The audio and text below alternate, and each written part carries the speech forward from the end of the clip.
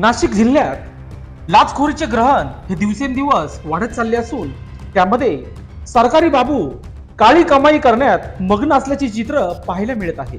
दिनांक 18 मार्च 2024 रोजी चांदवड तालुक्यातील कुंदलगाव येथील तलाठी विजय राजेंद्र जाधव वय वर्ष 33 राहणार Shram Saphalya colony plot number 11 Wadel road Walwadi Deopur Dhule यांनी तक्रारदारांच्या आई मामा तसेच मामांच्या मुली व मावशी यांनी कुंदलगाव तालुका चांदवड येथील शेती वाटपासाठी निपाड दिवाणी कोर्टात दावा दाखल केला होता।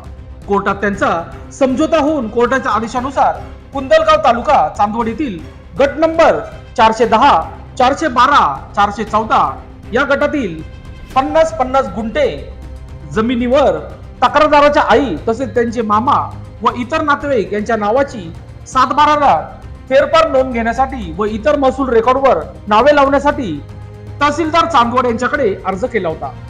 तो अर्ज पुढील कारवाईसाठी मंडळ अधिकारी यांच्या मार्फत यातील तलाठी यांच्याकडे देण्यात आला होता।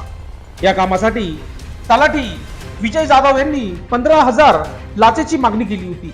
त्यामध्ये तडजोड होऊन 10,000 रुपये लाच स्वीकारताना एसीपीने त्यांना रंगेहात पकडले आहे।